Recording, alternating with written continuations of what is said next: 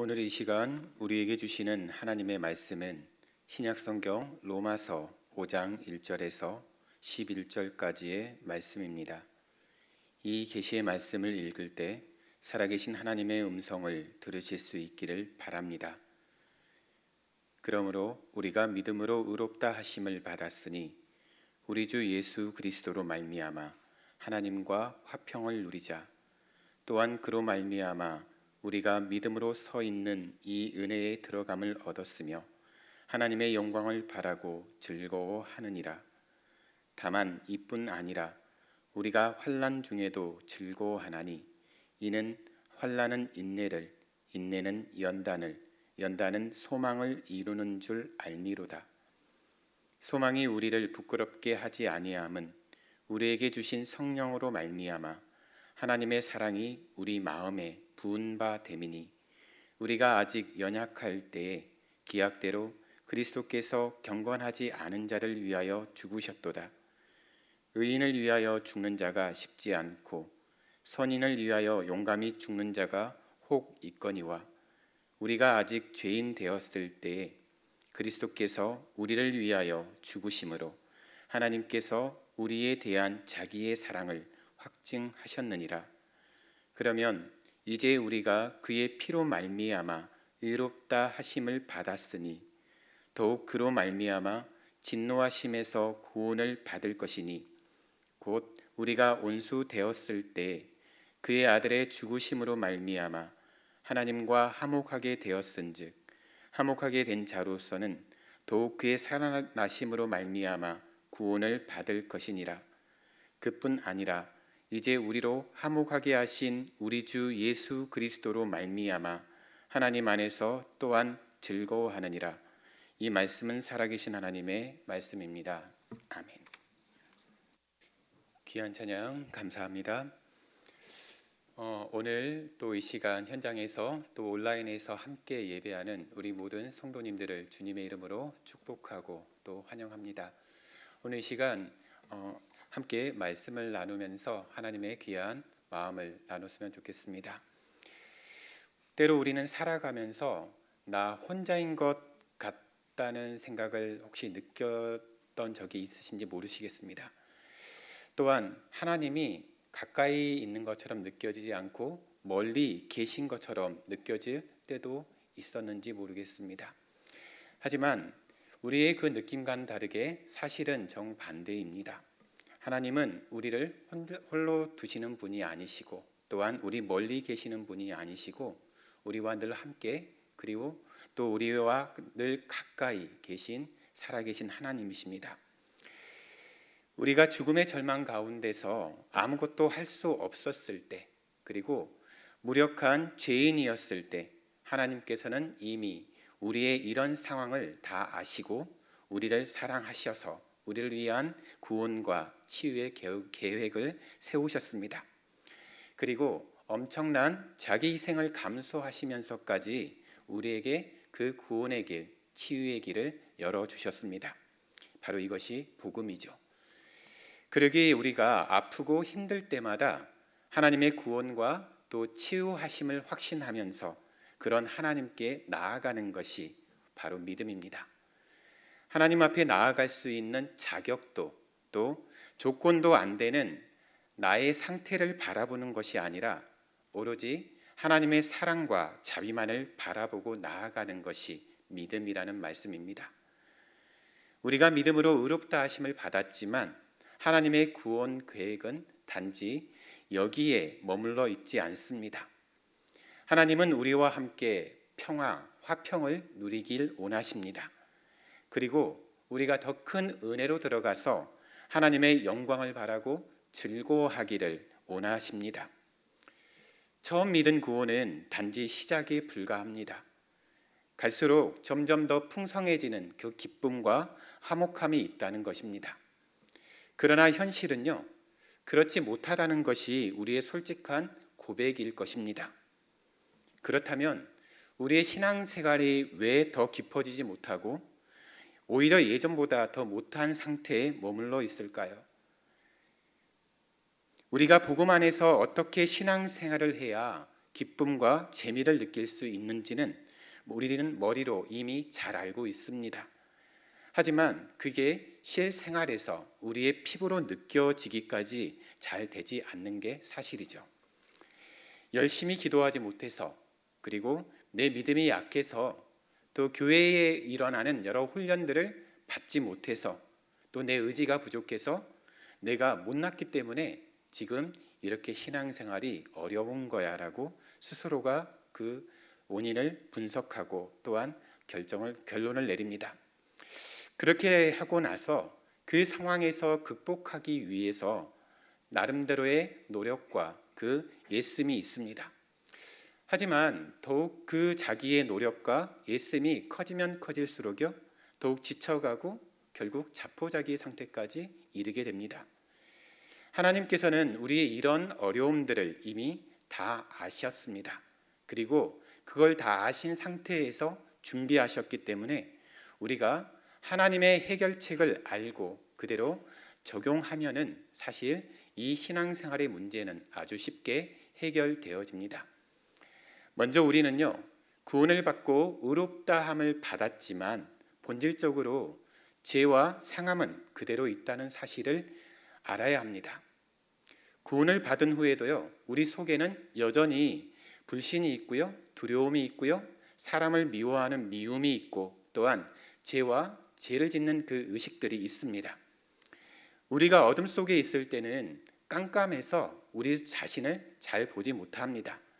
하지만 우리가 구원을 받고 의롭다함을 받았을 때 바로 성령의 빛이 우리의 모습을 비추죠. 그때 우리는 우리가 보지 못했던 우리의 모습들 앞에 서게 됩니다. 그러면서 그 상황 가운데 하나님의 영광 가운데 또 하나님의 은혜와 사랑을 경험하게 되면서 점차 나의 모습이 어떠한지 깨닫게 됩니다. 이때 우리는 한편으로는 본능적으로 자기의 그 본래 모습을 감추려고 합니다. 그리고 억누르죠. 또 다른 한편으로는 그러한 은혜와 사랑, 바로 하나님이 이런 나를 사랑하시는구나, 그 사랑과 은혜를 놓치지 않기 위해서 노력합니다. 하나님의 사랑을 경험해 본 분들은 아시겠지만 하나님의 사랑을 한번 맛보신 분들은요, 그 하나님의 사랑이 너무 좋다는 걸 잘 압니다.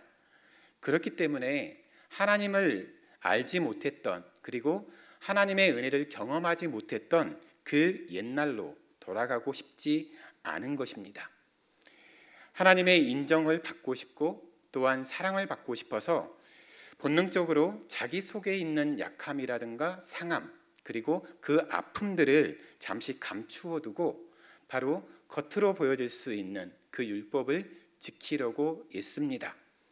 그런데 문제는 그러다 보면요, 처음에 성령님이 우리에게 기쁨을 주시고 힘을 주셔서 은혜로 하던 신앙생활, 그리고 그 봉사가 점차 시간이 지나감에 따라서 스스로 그 의의 옷을 입으려 합니다. 그러면서 이제 조건적으로 변질되어지기 시작합니다. 하나님, 제가 이만큼 했으니까요, 하나님 저에게 이만큼 주실 거죠. 바로 조건적으로 하나님을 이제 보기 시작한다는 것입니다. 그러면서 또한 우리 자신이 하나님보다 앞서 나가려고 합니다. 먼저 기도하지 않고요, 먼저 하나님의 뜻을 구하지 않고 바로 내 감정이 앞섭니다. 그래서 이러면 하나님이 기뻐하시겠지, 그리고 이렇게 하면 하나님이 날 인정하시겠지, 스스로의 그런 조건에 맞추어서 발걸음을 내딛습니다. 하나님은 아직 움직이지 않으셨는데 그 믿음의 감정을 가지고, 확신을 가지고 그 걸음을 걸어가는 거죠. 우리는 이러한 노력을 통해서 하나님께서 약속하신 그 축복을 충분히 누릴 수 있으리라 기대합니다. 하지만 결과는 어떻습니까? 사실은 우리가 노력하면 할수록, 겉으로 열심히 신앙생활을 하면 할수록 속으로는 참 기쁨과 또 그 즐거움이 사라져 간다는 것을 우리 스스로가 너무나 잘 인지하게 됩니다. 그 이유는요, 자기 자신을 드러내놓고 하나님께 나아가지 않고요, 내 마음속에 있는 나의 부끄러운 모습들, 나의 연약한 그런 모습들과 아픔들을 감추고 그냥 하나님께서 나를 사랑해 주신 그 은혜와 그 사랑을 감사함으로 받으면서 그냥 나아가는 겁니다. 자기 자신을 돌아보는 시간이 주어지지 않은 것이죠. 그 결과 하나님께서 주시는 능력과 그 은혜를 받지 못한 채 신앙생활을 이어갑니다. 그렇게 되면 어떻게 되죠? 그 신앙생활에 힘이 능력이 없는 건 당연하겠고요. 그 신앙생활을 해갈 때 그 자신에게 그 마음 안에 기쁨이 없는 겁니다. 그냥 끌려가는 겁니다. 내 안에 기쁨도 즐거움도 없는데 지금 굴러가는 이 시스템상 안에서 그냥 묵묵히 끌려가는 것입니다. 바로 그 안에 더욱더 아픔과 상처가 커져가는 것이겠죠. 하나님께 버림받을까 봐 불안해하고 또 긴장하면서 우리가 이 신앙생활 현장에서 노력한다고 한다면 거기에는 무슨 화평이 있을 것이고 또한 무슨 기쁨이 있겠습니까? 처음에는 하나님께 구원받았다는 그 사실 하나, 그리고 하나님이 나 같은 사람도 사랑하시는구나, 그러면서 하나님의 자녀됨을 기뻐하면서 좋아합니다. 하지만 점차 자녀의 모습은 사라지고 이제 종이 되어가는 그런 모습을 보입니다. 자녀로서 당당히 누리지 못하고요, 오히려 종처럼 피곤하게 살고 있는 형국입니다. 하나님께서는 우리가 말씀을 통해 십자가 복음 앞에 나와서요, 예수님께 모든 걸 맡기고 자기의 상한 감정, 자기의 연약한 모습, 또 자기의 그런 부끄러운 모습까지 온전히 열어놓은 상태에서, 그리고 그걸 십자가 밑에 내려놓고 바로 하나님 안에서 화목하기를 원하십니다. 하나님께서 우리에게 원하시는 것은 종으로 피곤하게 사는 것이 아닙니다. 일에 쫓겨서, 그리고 자기 마음 안에는 기쁨도 없고 즐거움도 없는데 직분 때문에, 그리고 어쩔 수 없는 이거라도 하지 않으면 하나님이 나에게 복을 주지 않으실 거야, 또한 하나님이 또 나를 버리실지도 몰라 라는 그런 어떤 막연한 두려움 앞에 서게 되는 것이죠. 그러한 모습을 보고 있는 하나님의 마음은 얼마나 답답하시겠습니까? 하나님께서는 여기에서 포기하지 않으십니다. 어쩔 수 없이 우리에게 새로운 처방을 내리시죠. 바로 그것은 환난과 시련입니다. 3절의 말씀과 같이 우리가 구원받은 이후에 반드시 환난의 과정을 겪게 됩니다. 하지만 사실은 하나님께서 이 환난의 과정을 통해서 엄청난 축복을 준비하시는 것입니다. 즉 우리가 하나님께 더 깊이 들어가게 하시는 것입니다. 우리는 일반적으로 하나님의 말씀을 지키면 축복을 받고요, 또한 지키지 않으면 징계와 시련을 당한다고 생각하고 있습니다. 물론 틀린 말은 아니지만요, 이 말씀을 표면적으로만 이해해서는 안 됩니다.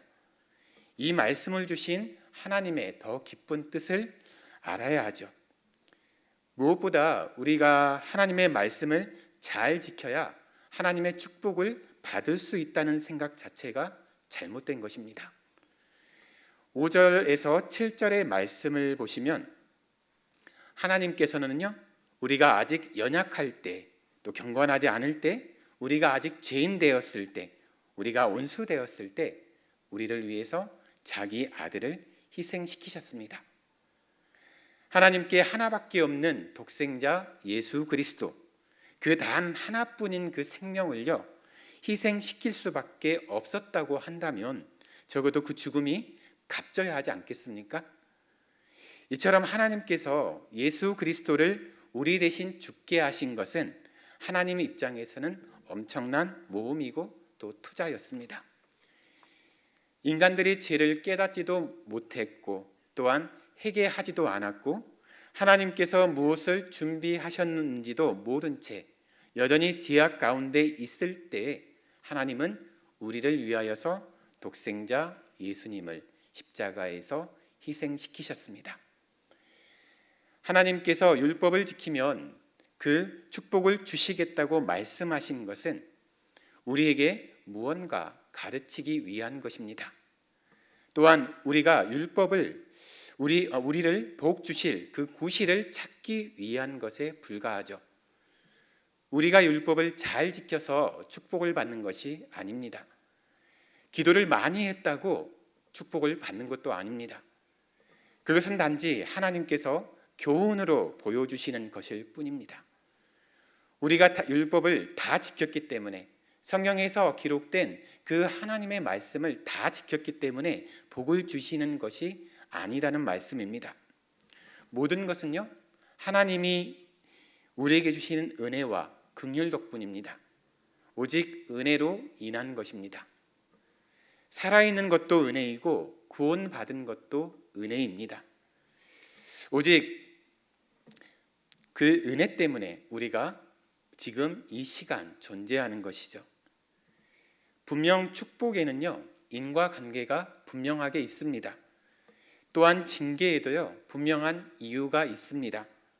하나님께서는 우리가 잘못했을 때 그것을 깨닫게 하시려고 우리에게 징계와 채찍을 내리시는 게 사실입니다. 다만 징계와 채찍 속에 있는 하나님의 깊은 마음을 이해해야만 우리가 거기에서 바르게 반응할 수 있습니다.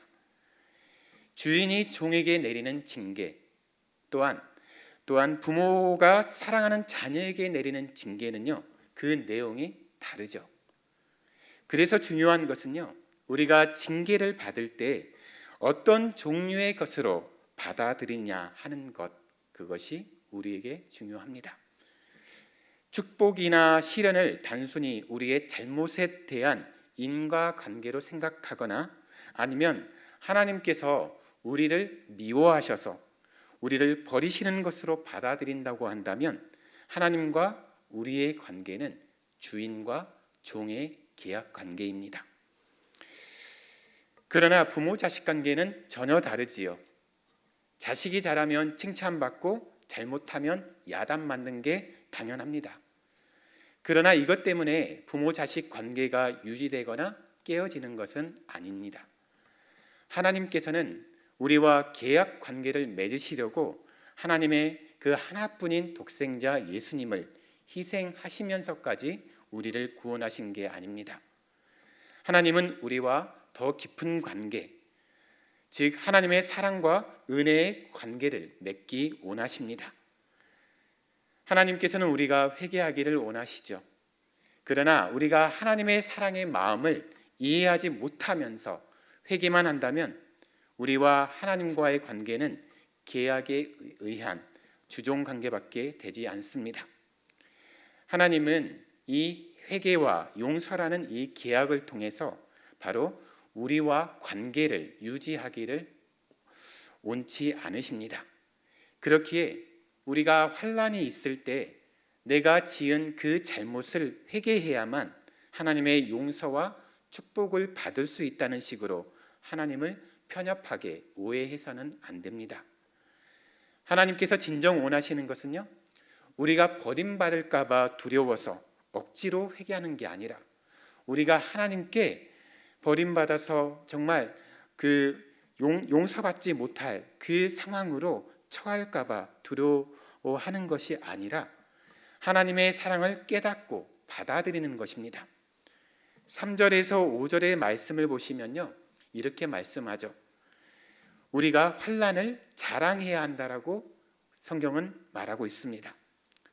우리가 죄인이었을 때 그때 이미 우리를 위해 자기 아들을 희생시킨 하나님의 사랑을 기억한다면 우리는 환난 중에서도 희망을 갖게 되고 또한 기뻐할 수 있습니다. 우리가 시련을 당할 때 또한 회개하기 전에 꼭 먼저 기억해야 할 것은요, 왜 나에게 이러한 시련과 어려움을 허락하셨는지 하나님의 뜻을 헤아려 보아야 한다는 것입니다. 내가 이보다 훨씬 더 잘 못했을 때에도, 더 못난 상황이었을 때에도 날 그토록 사랑하셔서 자기 아들을 내 대신 희생하셨다는 그 사실을 기억해야 합니다. 즉 하나님의 아들이 내 문제를 대신 감당해 주셨기에 하나님께서 여전히 날 용서해 주시고 사랑하신다는 것을 다시 한번 기억하고 믿어야 하는 것입니다. 하나님은 우리의 모든 사정을 다 알고 계십니다. 우리가 회개하지 않았을 때 이미 하나님은 우리를 그토록 사랑하셨습니다. 어떻게 해요? 하나밖에 없는 독생자 예수님을 보잘것없는 우리를 위해서 십자가의 죽음으로 내몰아 모셨던 그 상황처럼요. 그러므로 우리가 시련을 만났을 때 무엇보다 하나님의 사랑과 그 용납 앞에 나아가야 합니다. 하나님께서 환난을 통해 우리의 부끄러운 모습을 깊이 드러내실 때 우리의 이 부끄러운 모습을 대신해 주시고 용서해 주시고 또한 축복해 주시는 그 하나님을 알게 하시려고 그 하나님을 더 깊이 알게 하시려고 우리에게 환난과 시련을 주셨음을 믿고 하나님 앞에 담대히 나아가시기 바랍니다. 그럴 때 우리는 환난 가운데서도 오히려 즐거워하고 기뻐하며 희망을 가질 수 있습니다. 우리가 가져야 할 첫 번째 믿음은 바로 하나님의 긍휼하심을 바라보는 것입니다. 이것이 있는 한 우리는 하나님과 화목을 누릴 수 있습니다. 우리는 내 안의 상처와 내 그 아픔을 드러내놓고 바로 예수님께 나아가야 합니다. 그리고 그 상처를 예수님의 십자가에서 그 십자가 보혈로 치유받으셔야 합니다. 내 속의 모든 상처와 그 아픔을 예수님이 대신 받으시고 당하셨는데 우리가 왜 그 아픔을 다시 당할 필요가 있겠습니까? 오직 십자가를 통해서만이 하나님과 우리가 화목하게 될 수 있습니다. 바로 이 사실을 성경은 계속 반복해서 이야기합니다. 우리가 가져야 할 두 번째 믿음은 바로 우리 속에 어떤 상함과 아픔이 있다 할지라도 예수 그리스도의 십자가 안에서 깨끗하게 치유될 수 있다는 사실을 믿는 것입니다. 우리 속은 부끄러운 것들로 가득 차 있습니다.